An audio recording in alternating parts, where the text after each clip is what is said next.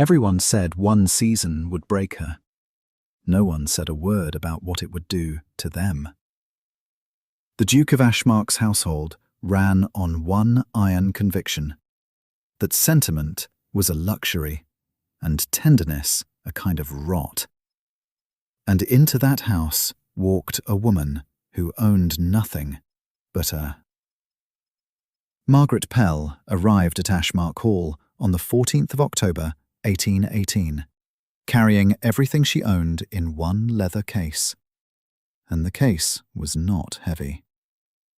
That fact alone tells you more than a letter of recommendation ever could. 29 years of living, and it all fit in a bag she could lift with one arm. A dove-grey wool dress with a high neckline and long fitted sleeves, the one she was already wearing. A second dress, nearly identical, folded beneath a spare apron of cream linen. A tortoise-shell comb for the tight, low knot she kept at the nape of her neck. A prayer book with a cracked spine.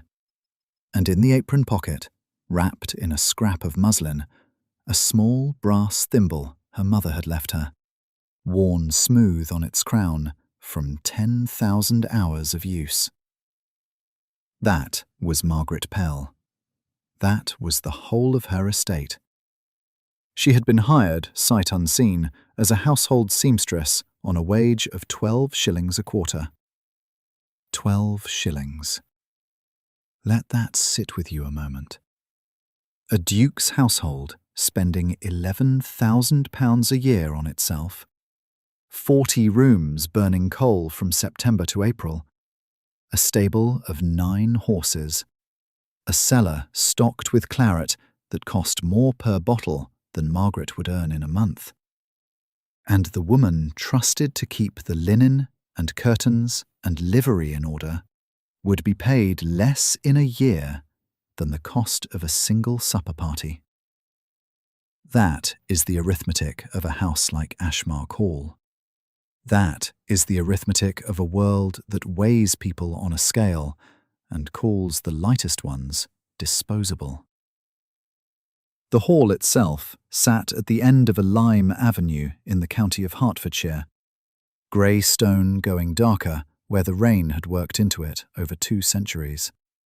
40 rooms arranged around a central staircase wide enough to drive a cart up. 23 servants kept it running, or, more precisely, kept it appearing to run. Because the truth of Ashmark Hall in the autumn of 1818 was that it ran on fear. Fear of the ledger book. Fear of the quarterly review. Fear of a man who had once been capable of warmth and had burned that capacity out of himself like a field burned to stubble. Edward Ashmark, 6th Duke of Yardwood, had not trusted another human being in 7 years. Not since his wife, but we will come to that wound later, when it matters, when you can see the scar tissue for what it is. For now, know only this. He was 42 years old, tall and broad-shouldered at roughly 6'2", with pale blue-grey eyes set deep beneath heavy straight brows, and a strong aquiline nose above a wide square jaw. A small cluster of 3 light freckles sat near his left temple, and a faint natural cleft divided his chin. He wore his authority the way he wore his dark charcoal wool tailcoat, like something fitted to him so long ago he had forgotten it was separate from his skin. His posture was military straight. His hands stayed clasped behind his back or pressed flat at his sides, and the heavy gold signet ring on his left hand's smallest finger, engraved with a stag's head, caught the light every time he turned a page of the household accounts, which he reviewed personally, line by line, every single week. Every single week. Because trust is what you spend when you have nothing left to lose. And Edward Ashmark had decided he had already lost enough. Into this house walked Margaret Pell, and the house immediately began forming its opinion. The cook, Mrs. Heddle, saw her cross the kitchen threshold and said she had no colour. The first footman, a man named Dawes, who had perfected the art of saying cruel things in a mild tone, observed to no one in particular that the new seamstress had no figure either. These were not unusual judgments. Servants' halls are as ruthless in their assessments as any drawing room. They simply use fewer syllables. But Mrs. Garrow, the housekeeper, a woman of 53 years who had managed Ashmark's domestic machinery through 3 changes of footman and 1 devastating change of duchess, noticed something else entirely. Margaret Pell had been shown to her attic room, a narrow bed, a single chair, a washstand, 1 scuttle of coal for the grate, and had asked for nothing. Not a second blanket, not a candle. Not even that second scuttle of coal, though the October wind came through the window frame like a living thing. Mrs. Garrow noted this, and it unsettled her more than any complaint would have, because a woman who asks for nothing is a woman who has learned that asking costs more than going without. Now, Julian Farris. Let's talk about Julian Farris, because you need to understand what Margaret Pell was walking into. The Duke's cousin and hand-picked heir, 31 years old, had lived at Ashmark Hall for 4 years, ostensibly learning to manage the estate. He was lean and angular at 5'11", with carefully oiled dark brown hair swept back from a sharp widow's peak, and cool hazel eyes that leaned amber in certain light. His cheeks were hollowed in a way that caught shadow and made him look perpetually contemplative, which was generous, because what Julian Farris was perpetually doing was calculating. A well-tailored navy blue wool coat, brass buttons on a cream waistcoat, a silver-cased pocket watch he clicked open and shut with his thumb. Click, click, click. Like a man counting down to something only he could see. His authority was entirely borrowed, and damn did he know it, and damn did he make sure no one beneath him ever forgot that borrowed authority still cuts. That first evening, Margaret found a torn curtain in the servants' hall and mended it without being asked. Needle, thread, the brass thimble pressed to her finger. When the scullery maid, a girl of 19, shaking and scarlet, spilled an entire tureen of soup across the flagstones, Margaret set down her work, knelt beside her, and cleaned it up without a word. The maid stared at her. No one had ever simply helped her before. Not in this house. Later, in a corridor lit by a single tallow candle, Julian Farris found Margaret walking back toward the attic stairs. He looked her over, slowly, thoroughly, the way a man examines a piece of furniture he has already decided to discard. His chin tilted slightly upward, that little tell. "You are the new seamstress, I take it. 12 shillings a quarter and an attic room. I do hope you understand what a kindness that is, given your circumstances." Margaret met his eyes. Her grey-green gaze did not waver. Her hands stayed folded at her waist, still and certain. "Good evening, sir," she said, and walked past him. He was not used to being walked past. From the upstairs window, Julian Farris watched her cross the kitchen yard below, her straight back and measured steps cutting through the thin October dark. He clicked his silver pocket watch shut with his thumb and turned to Mrs. Garrow, who stood at the door holding a candle and a linen list. She won't survive one season here." Margaret, below in the yard, did not look up. Within a fortnight, Margaret had made herself useful in ways the household could not quite name.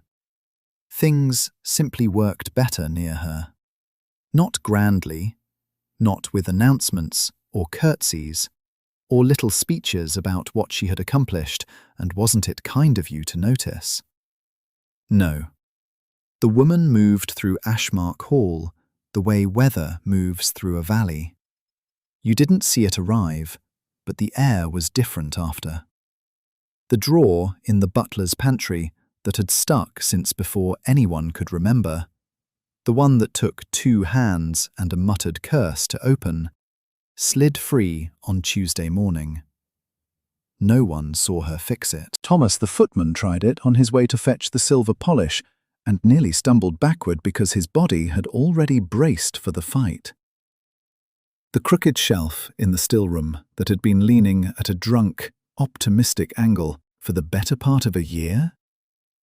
Level, squared, held firm. And the cook's inventory, 6 months of wrong numbers, items that existed on paper and nowhere in the cellar. Quantities that made sense only if you assumed someone had been feeding a second, invisible household. Margaret corrected it in an evening, sitting at the kitchen table with a stub of pencil and a single candle, her brass thimble turning between her fingers as she thought.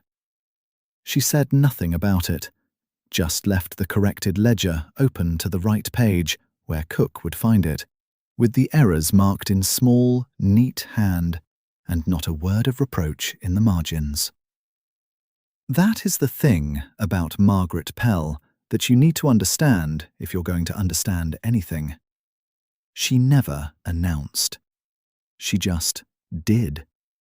And people noticed only because the world around them had quietly stopped hurting.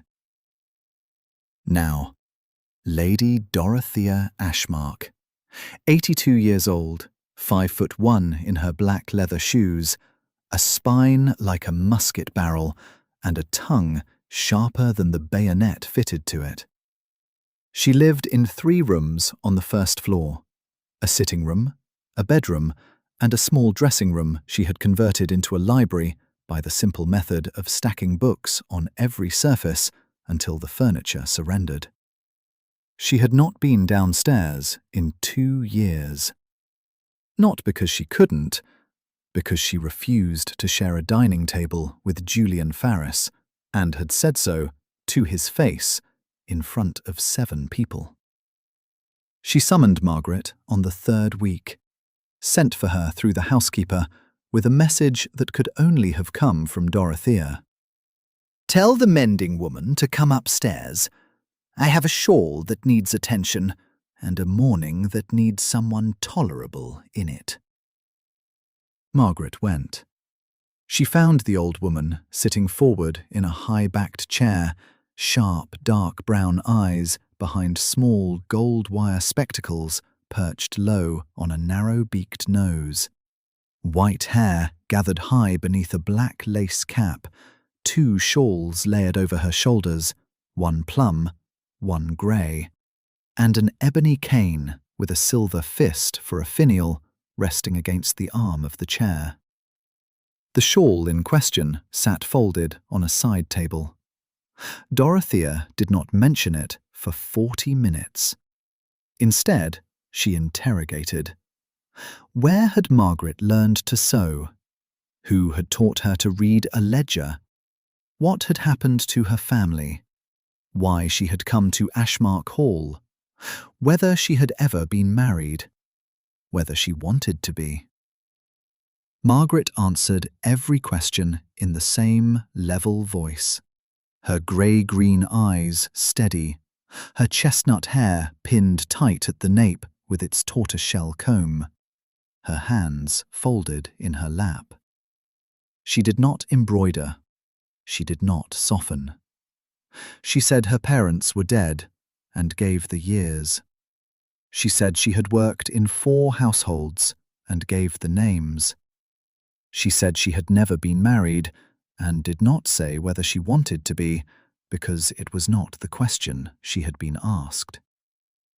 Dorothea leaned back, the first time in 40 minutes she had moved, and the faint birthmark on her left cheekbone caught the firelight beneath the spectacle frame. "At last," she said. "A woman in this house who does not curtsy with her voice." One sentence, but it landed like a verdict from a bench, and the old woman's 3 deep expression lines around her mouth shifted into something that might, in better light, have been called a smile. The shawl got mended. It took 12 minutes. That same week, Julian Farris docked a groom's wages. The offence was a scuffed saddle, a single scuff on the left fender, possibly made by the groom's own boot while mounting, and possibly there before he touched it. There was no way to know. Julian did not shout. Julian never shouted. He stood in the stable yard in his navy coat and cream waistcoat, his silver pocket watch clicking open and shut under his thumb, his pointed chin tilted slightly upward, and he explained, patiently, pleasantly, with the warm concern of a man who only wanted to help, that the cost of the damage would be deducted from the groom's next quarter wages. 18 shillings. For a scuff. "I'm not angry," Julian said, and smiled, and his cool hazel eyes didn't change at all. "I simply want you to understand that things have value." 18 shillings. From a man who earned £34 a year. Delivered with a smile that made the punishment land like a slap you weren't allowed to flinch from. Margaret stood in a doorway, a basket of mending against her hip. She said nothing, but her hands went still. The first time anyone at Ashmark Hall had seen Margaret Pell's hands stop moving. Then came the night that changed everything, and she didn't know it was changing anything at all. February. Bitter cold. The kind of cold that finds the gaps in stone walls and turns breath to something visible and solid. Margaret came down to the kitchen at 11:30 because she could not sleep. She was like that, restless when the temperature dropped, her body remembering leaner winters, and found the old gardener, Mr. Ames, huddled against the locked servants' entrance, half frozen, locked out by accident when someone bolted the door early. She did not hesitate. She pulled him inside. She wrapped him in her own shawl, her only good shawl, the grey wool one she wore against the drafts in her attic room. She heated broth. She sat with him at the kitchen table, her hands steady, her voice low and calm, talking about nothing, about the soil, about what would need turning in spring, until the colour came back into his fingers and his teeth stopped chattering. She did not know that the Duke of Ashmark stood in the darkened passage, watching. Edward Ashmark, 42 years old, 6'2", with pale blue-grey eyes deep set beneath heavy, straight brows. His gold signet ring, the stag's head, catching no light because there was almost no light to catch. He had come down for reasons he would never afterward explain, and he had seen the whole of it. 7 years he had been building walls. His wife had run off with his closest friend, his actual closest friend, the man he had trusted with his ledgers and his doubts, and the unguarded version of himself he showed to no one else. And Edward had learned the only lesson betrayal teaches a proud man. Want nothing that can refuse you. 11,000 a year, 40 empty beds, 52 servants, and not a single person in the house who would tell him the truth, without first calculating what the truth would cost them. He had made himself into a transaction. Every kindness he received came with an invoice stapled to it, and he had stopped being surprised. But this woman, wrapping a frozen old man in her own shawl at midnight. No audience, no advantage, no duke behind the beggar, just broth and patience, and hands that knew how to hold a cup steady for someone whose fingers could not. Something cracked in him, not loudly, not cleanly, the way ice cracks on a river in late winter, a sound you almost miss, but underneath, the water is already moving. The Duke passed Margaret in the East Corridor the following morning. She was carrying a folded sheet. He was carrying 7 years of silence. He paused, and for the first time in all those years, he asked a servant her name. Not her role, not her use. Her name. "Margaret Pell, Your Grace," she said. Short, steady, her grey-green eyes level with his cravat, because he was nearly a foot taller, and she would not tilt her head back to perform deference. He nodded once and walked on, his gait slow and commanding, as though the house adjusted to his pace. But the narrator, and here I will tell you what he could not yet say to himself, knows this. The Duke of Ashmark had just met the first person in 7 years who had done something kind when there was nothing to gain. And it had undone him more thoroughly than any betrayal ever did. Because betrayal only confirms what you already fear.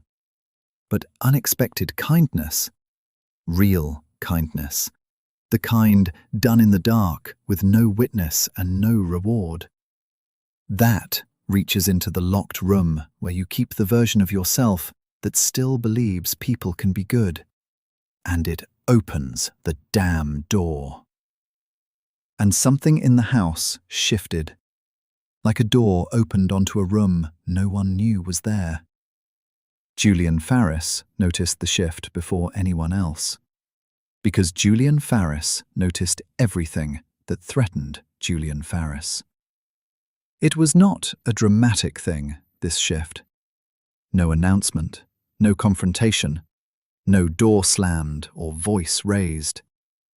It was quieter than that, and therefore worse. It was the cook, Mrs. Bledsoe, who had for 3 years deferred to Julian on the weekly accounts, asking Margaret Pell, the seamstress hired 6 weeks ago at 9 shillings, whether the linen order ought to go to Harwick or to the cheaper supplier in Dunmore. It was the second housemaid, Annie, bringing a torn petticoat, not to Mrs. Garrow, but directly to the woman in the dove-grey dress with the brass thimble in her apron pocket, because Margaret mended faster and never sighed about it. It was Mrs. Garrow herself, who had managed Ashmark Hall for 20 years with the steady authority of a woman who understood that a great house runs on trust, not title. Mrs. Garrow had started asking Margaret's opinion on the placement of furniture in the East Wing rooms. Not telling, asking. None of this was Margaret's doing, and that was precisely what made it so dangerous to a man like Julian. See, Julian Farris understood scheming. He respected it, even. A schemer he could outmaneuver, because a schemer has a shape, a direction, a pressure point you can find and press. But Margaret wasn't scheming. She was just competent. She showed up at 6, she did her work, she answered when spoken to, and didn't speak when she wasn't. She treated every person in that household, from Mrs. Garrow down to the scullery girl, with the same plain, unperformative respect. And people responded to it the way a frozen garden responds to April. Not because she demanded anything, because she didn't.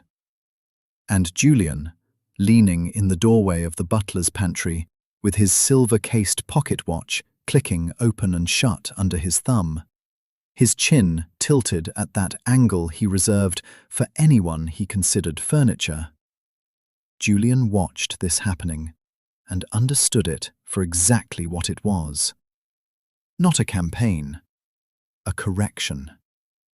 The household was correcting itself around her, the way a river corrects itself around a stone, and the current was flowing away from him. So he did what Julian Farris always did. He reached for the lever and the blade. The lever was money. It always was with him. Within 2 days, he had written to the parish of St. Crispin's in Hartlebury, where Margaret's Aunt Eleanor had died the previous winter, and learned, or confirmed, because Julian never asked a question he didn't already suspect the answer to, that the old woman had died owing £11, 3 shillings to the parish poor fund. £11. A sum a man like Julian spent on gloves. A sum that had likely kept Margaret awake for months. He never said it directly. That wasn't Julian's way. He mentioned it to Mrs. Bledsoe over the morning accounts. A passing remark about servants who came to great houses carrying debts. How it reflected on the household. How one had to wonder. He said it to the footman, Davies, with a smile and a shake of his head, as though the whole thing were merely unfortunate. He dropped the number, £11, into 3 separate conversations in a single afternoon, each time with the delicate precision of a man placing poison in a glass and watching to see who drinks. Never stating, always implying. That was Julian's art, and damn him, he was good at it. But Lady Dorothea Ashmark, 82 years old and 5'1" of undiluted perception, had not survived 8 decades in the vicinity of powerful men by failing to notice when one of them was sharpening a knife. She summoned Julian to the morning room on a Thursday. Tea was laid. The plum-coloured shawl was draped over her shoulders, the grey one layered beneath it, and her dark brown eyes were sharp as flint behind those small gold wire spectacles. The ebony cane with the silver fist leaned against her chair like a promise. Julian sat. He smiled. He accepted tea. Lady Dorothea did not smile. "You have spent 4 years learning to run this house, Julian," she said, "and you have not yet learned the one thing Edward needed you to learn, that a house is not a ledger." Julian's smile held. His knuckles went white on the teacup. "A ledger balances," Lady Dorothea continued, lifting her cup with a hand steady as iron. "A house breathes.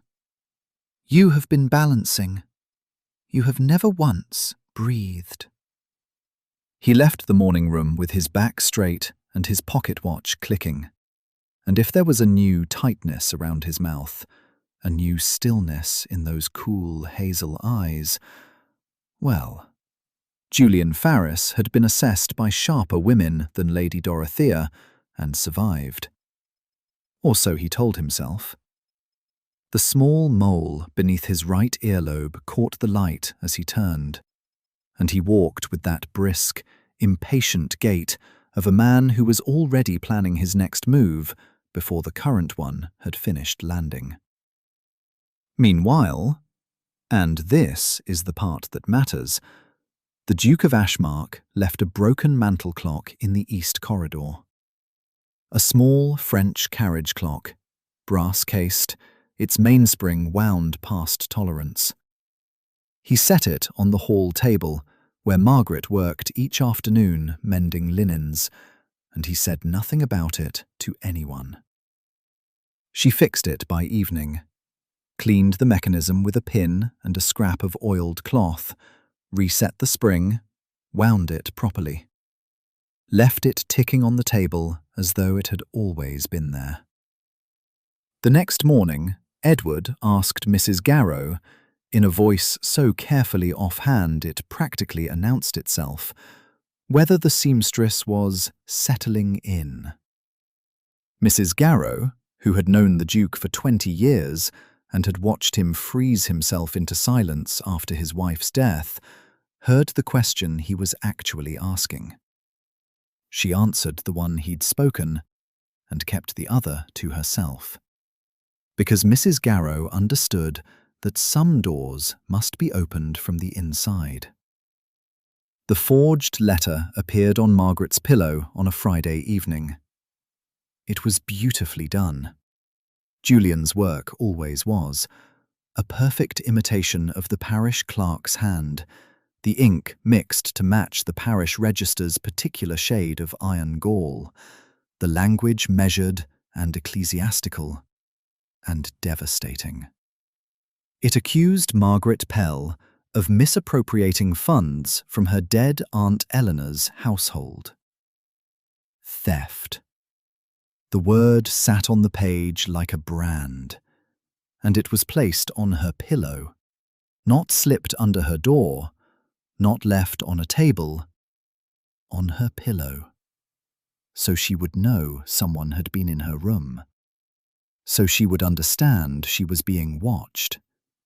So the violation would be personal.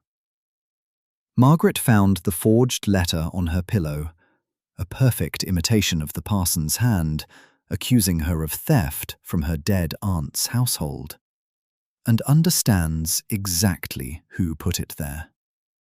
She recognized the tactic, you see, because she had survived it before. The slow, smiling pressure of a man who uses your poverty as a handle and your pride as a hinge. She had survived it with her aunt's creditors. She had survived it with the landlord in Hartlebury, who told her she ought to be grateful for a roof and quiet about the rest. She knew the geography of being made small by someone who smiles while doing it, knew it the way a sailor knows the geography of a coast that has wrecked him. Every rock, every current, every lie the calm water tells. She folded the letter once, then twice.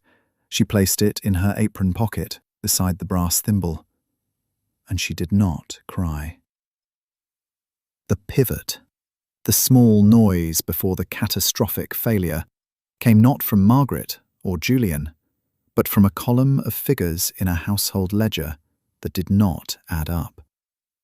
She had not gone looking for it. That is important. Mrs. Garrow had pressed the accounts book into her hands that very morning, a fat, cloth-covered thing with a cracked spine and pages coming loose from the stitching, and asked, in the harried tone of a woman managing 40 rooms on a budget meant for 20, whether Miss Pell might mend the binding before quarter day. A seamstress's hands, after all, are a bookbinder's hands, if you squint. Margaret had agreed because Margaret always agreed to useful work, and because the forged letter still sat folded in her apron pocket beside the brass thimble. And mending something, anything, kept her fingers steady when her mind wanted to shake. So she sat at the servants' table with a needle and linen thread and began reattaching the loosened pages. And because she was Margaret Pell, because she read everything placed before her the way a surveyor reads terrain, her grey-green eyes moved down the columns while her hands moved through the paper. Coal and candle allowance, servants' quarterly accounts, Small figures, tidy hand. £2 here, £3 there. A shilling and ninepence deducted for spoilage in a month when nothing had spoiled. She turned a page, turned another. The same pattern, quarter after quarter, for 3 years running. The hand that wrote these deductions was not Mrs. Garrow's round, practical script. It was narrow, slanting, precise. The penmanship of a man who had been educated above his station and never let anyone forget it. Julian Farris's hand. The total, when she added it in her head, twice because she did not trust the first number, was £91. £91 skimmed from coal scuttles and tallow candles, from the warmth and light of people who carried water up 4 flights of stairs and emptied chamber pots before dawn. Not enough to notice in a single quarter. Devastating across 3 years. The servants at Ashmark had been cold, had been rationing their own candles, had been wearing extra stockings to bed in winter, because Julian Farris, heir to 12,000 a year, had been pocketing their pennies with a smile and a silver pocket watch. And here is the thing that should make your blood hot. £91 meant nothing to Julian. Nothing. The man's waistcoat buttons alone cost more than that. He had not stolen it because he needed it. He had stolen it because he could. Because the people he stole from could do nothing about it. Because the quiet exercise of power over those who cannot fight back was, for Julian Farris, a kind of pleasure. The way another man might enjoy a cigar. Margaret understood all of this in the time it took to thread a fresh needle. She also understood her position with a clarity that would have made a lesser woman weep. She was a seamstress on 12 shillings a quarter. 12 shillings. If she accused the heir, she would be dismissed before the ink dried on her notice. If Julian discovered she had seen the ledger, and Julian discovered everything, because Julian watched everyone the way a cat watches a mouse hole, the forged letter in her apron pocket would be only the opening move. There would be more letters, more lies, a whisper campaign so patient and so pleasant that by the time it reached the Duke's ears, Margaret Pell would already be a thief, a liar, and a woman of doubtful character. And no one in 3 counties would hire her to hem a handkerchief. So she told no one. She mended the binding with 12 perfect stitches, and she memorized the numbers, and she placed the ledger back on Mrs. Garrow's shelf, and she went to work. The Duke had summoned her to the East Library, not for any ordinary commission. The curtains in that room, heavy damask, the colour of old claret, chosen by Elizabeth Ashmark 7 years before her death, had hung untouched since the day she died. No hand had drawn them, no brush had beaten the dust from their folds. The housemaids cleaned around them the way you walk around a grave.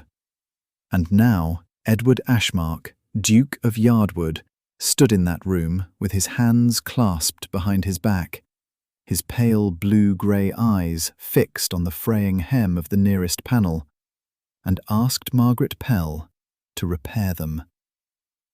She understood what she was being given. She did not say so.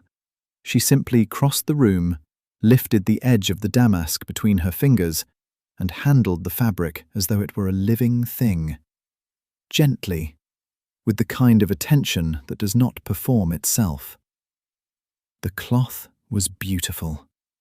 Sun faded along the western edge, moth-touched near the lining, but the weave still held. It could be saved. She told him so, and meant more than curtains, and knew that he heard more than curtains, and neither of them acknowledged it. He asked her, in his formal way, the way a man speaks when he is trying very hard not to say what he means, whether she found the household tolerable. Margaret's hands stilled on the fabric. Her chestnut hair was pulled tight in its low knot, the tortoise-shell comb catching the grey afternoon light, and her back was perfectly straight, and her voice, when it came, was steady as a foundation stone. "It is the first house I have lived in, Your Grace, where the walls are warm." His hand moved toward hers, stopped, hung in the air for a fraction of a second that contained, somehow, the entire weight of 7 years of silence. She noticed. The birthmark on her neck, the colour of weak tea, flushed faintly. Neither spoke of it. 2 days later, Julian made his move.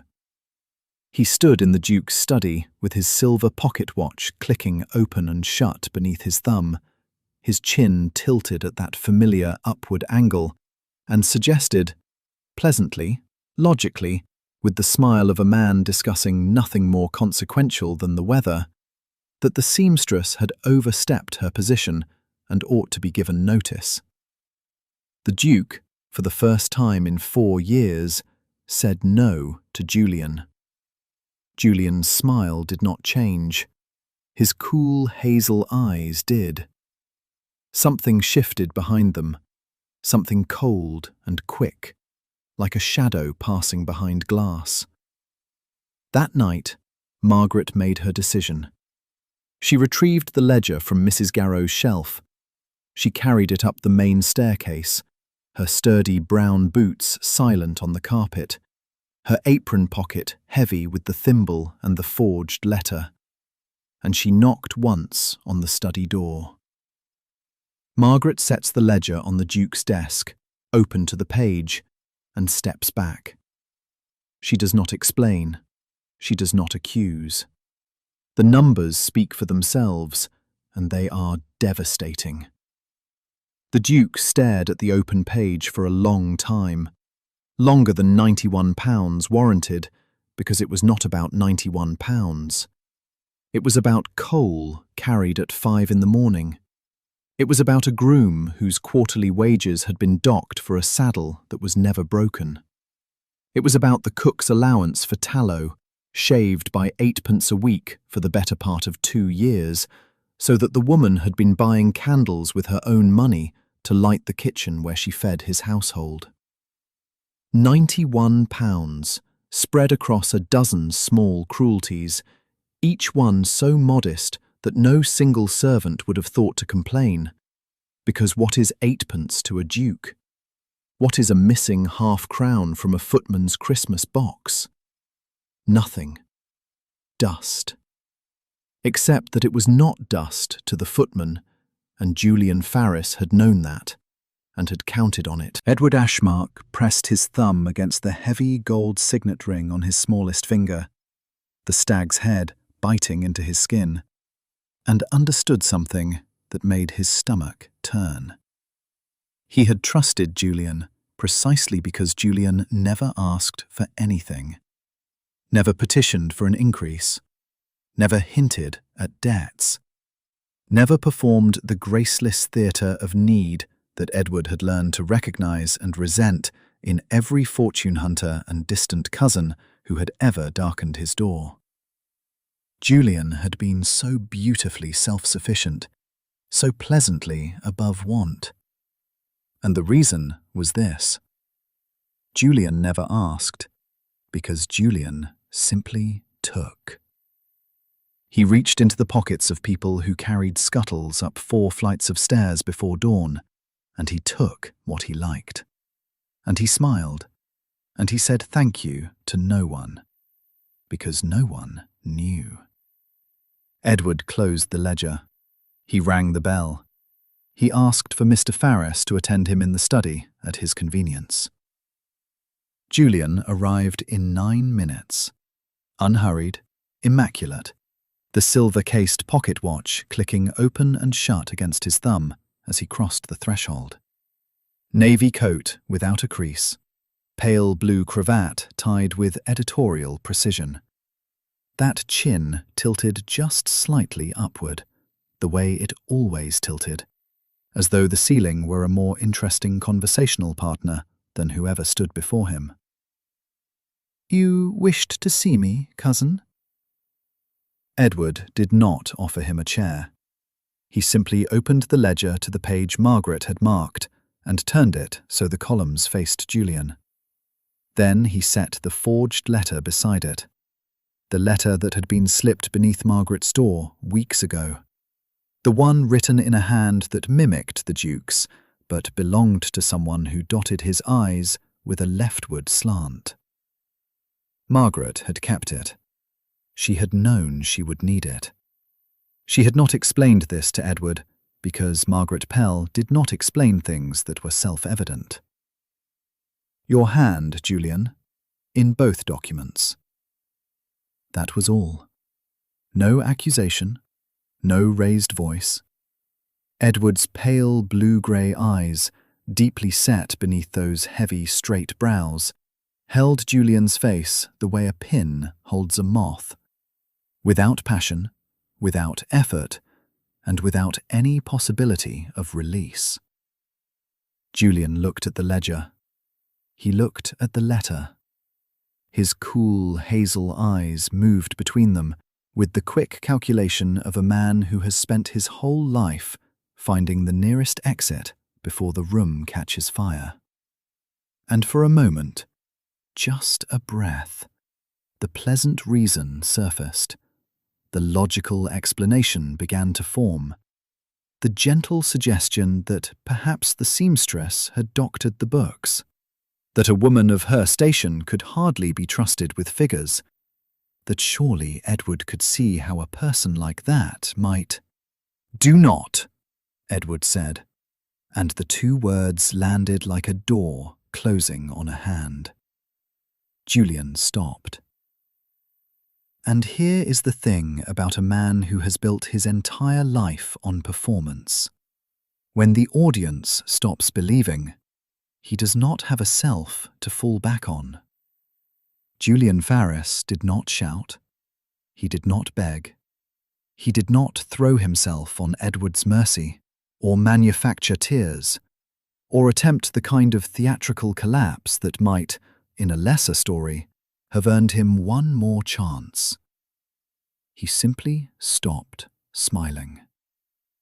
And without the smile, without that patient, pleasant, reasonable mask, his face was a stranger's face, even to himself.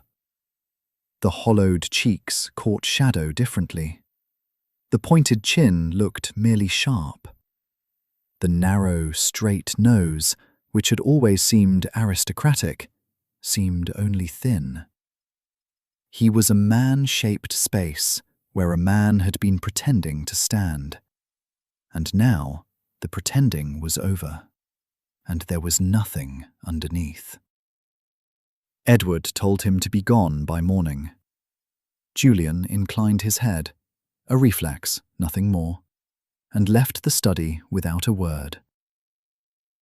Lady Dorothea Ashmark was waiting in the entrance hall when Julian descended with his trunk. Of course she was. She was always waiting somewhere, that woman, small and ancient in her black silk dress with jet buttons to the throat, the plum-coloured shawl layered over the grey, the ebony cane with its silver fist resting between her hands like a sceptre she had earned through sheer refusal to die before she had said everything she meant to say. Her dark brown eyes, startlingly sharp behind those small gold wire spectacles, tracked Julian across the marble floor with the unhurried attention of someone watching a stain being wiped from a table. He paused. Perhaps he expected something, a farewell, a last volley, some acknowledgement that he had, at least, been a credible performance. "You know the difference, Mr. Ferris," Lady Dorothea said, her voice carrying the precise, devastating clarity of a woman who has lived 82 years and wasted words in none of them. "Between inheriting a house and deserving one. You have always known it. That is what makes you unforgivable." Julian did not answer. He had no answer. He picked up his trunk and walked through the door into a morning that did not care whether he arrived in it or not. The household exhaled. Not loudly, not with celebration or relief that anyone could point to. The cook simply made extra bread that afternoon, 2 loaves more than the usual count, as though the oven itself had loosened. The groom, whose wages Julian had docked, found the full amount restored in the next quarter's pay, entered in Edward's own hand without comment or annotation. No one said Margaret's name in connection with any of it. She did not correct them. Julian Ferris stands in the entrance hall with his trunk packed, and for the first time his smile is gone. Margaret passes him on the stairs, carrying a stack of mended linen. She does not pause. She does not look. She simply continues. With Julian gone, the house should have been simpler. It was not, because now there was nothing standing between Edward Ashmark and the terrifying fact that he was in love with his seamstress. And look, let's be honest about the shape of this terror, because it was not the pretty kind. It was not the terror of a man who fears rejection. Edward Ashmark, 6th Duke of Ashmark, 11,000 a year, master of 40 rooms and 600 acres, had never been rejected in his adult life. People did not refuse him. They angled toward him, like flowers bending toward a window. They agreed with opinions he had not yet finished voicing. They laughed before his sentences arrived at anything funny. That was the architecture of his existence, and it had been, for 7 years, the loneliest architecture in England. No, the terror was this. He was in love with Margaret Pell, and every honest part of him, the part beneath the starched collar, beneath the heavy gold signet ring with its stag's head, beneath the military straight posture and the slow, commanding gait, every honest part of him said this was the first true thing he had felt since the morning he stood in his wife's dressing room and understood that she had loved someone else for the entirety of their marriage. 7 years. 7 years of frost, of ledgers, of empty rooms kept immaculate for no one. And now, a woman who earned 12 shillings a quarter and owned a brass thimble had walked through his house mending curtains and somehow mended the thing behind his ribs that he had been pretending was not broken. Every rule of his world said this was impossible. His rank said it. His income said it. The portraits in the gallery said it. All those Ashmark wives in pearls and ermine, daughters of earls and viscounts, women whose dowries could have purchased the village Margaret came from and had change left over for the church. So he did what powerful men do when they encounter a feeling they cannot command. He tried to purchase it into a shape he recognized. A dress arrived at Margaret's door. Fine wool, dove grey like the one she wore, but softer, newer, without the careful mending at the cuffs. It cost more than she earned in a year. She examined it. She folded it. She returned it to the housekeeper within the hour with a message so short it barely qualified as a sentence. "I have a dress, Your Grace. It is sufficient." 4 words, and every one of them landed like a door shutting. He tried again. A better room, 2nd floor, with a fireplace and a window that faced the garden instead of the stable yard. An increase in wages from 12 shillings to 18. Margaret accepted both. She was practical, not a fool, and warmth is not an ornament. But she accepted them the way a tradesman accepts fair payment for fair work. Without gratitude, without softening, without the faintest flicker of the thing he was actually asking for, which was permission to believe she might one day look at him and see something other than a title attached to a wound. Lady Dorothea Ashmark, 82 years old and sharp as a blade left out in winter, watched all of this from her chair by the morning room fire, with her dark brown eyes bright behind those small gold wire spectacles and her ebony cane propped against the arm like a weapon she had not yet decided to deploy. She waited 3 days. Then she deployed it. "You are trying to buy her," Dorothea said, not looking up from her tea, the plum-coloured shawl layered over the grey one shifting as she leaned forward in that perpetual posture of a woman about to interrupt. "And she is the one woman in England who cannot be bought. That is precisely why you love her, and if you do not stop buying, you will lose the only thing worth having." Edward stood at the window with his hands clasped behind his back and his pale, blue-grey eyes fixed on the garden where Margaret was not. And he said nothing for a long time. And then he said, "You presume a great deal, Aunt." "I presume exactly the right amount," Dorothea said. "I have been watching men make this particular mistake since before your father was born. The dress was the worst of it. You might as well have left coins on her pillow." He was furious.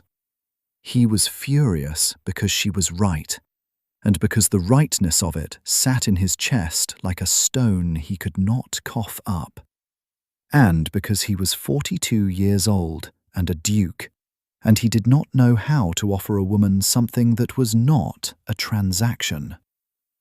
But he tried.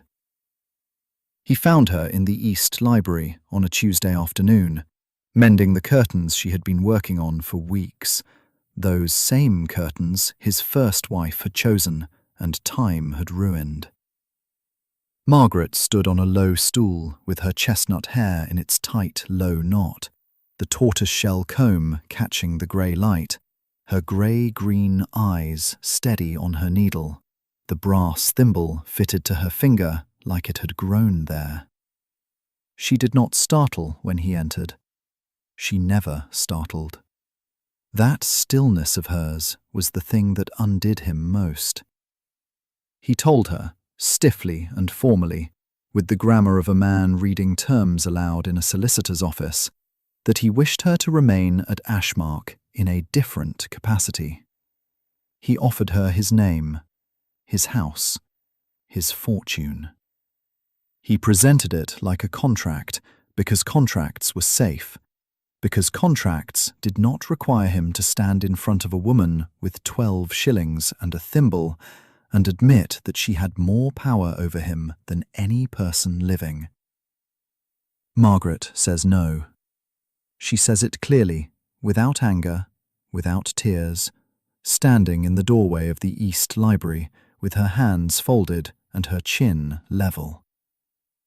"I will not be a thing you keep, Your Grace. Not for any price." She turns and walks back to her work, and the Duke of Ashmark, for the first time in his life, has been refused by someone whose refusal he cannot buy or command away. 3 weeks passed in which the Duke of Ashmark did not speak to Margaret Pell, and the house held its breath as though waiting for a pane of glass to finish cracking. And crack it did not. That was the hell of it. Edward walked his corridors with his hands clasped behind his back, his pale blue-grey eyes fixed somewhere past the wainscoting, his gold signet ring catching lamplight as he turned corners he did not need to turn. He did not summon her. He did not leave clocks in hallways. He did not ask Mrs. Garrow a single question about the seamstress on the 4th floor. Margaret, for her part, continued her work, mending linens, resetting hems, replacing the moth-eaten curtain lining in the west drawing-room with fabric she'd sourced for 11 pence a yard, because she understood that a house does not stop needing tending simply because its owner has decided to sulk in magnificent silence. The household staff watched them not speaking, the way villagers watch a river in flood season, with the attentiveness of people who understand that the 2 most stubborn individuals under the roof were locked in a war neither could win by holding still. Then Dorothea intervened. Not by matchmaking. Lady Dorothea Ashmark, 82 years old and 5'1" of pure, undiluted judgment, did not matchmake.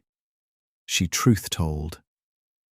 She summoned Edward to her sitting room, the one with the fire she kept burning even in June, and she sat forward in her chair with her ebony cane across her knees and her dark brown eyes sharp as lancets behind those gold wire spectacles, and she told him a story he had never heard. His grandfather, the 4th Duke. A man who had loved a woman beneath his station, truly loved her, not as a diversion, but as the fixed point around which his entire interior life revolved. And he had offered her everything. The house, the name, the 40 empty beds, the 11,000 a year. Everything except the one thing she needed. The admission that he needed her more than she needed him. Your grandfather died rich and correct, and completely alone, Edward.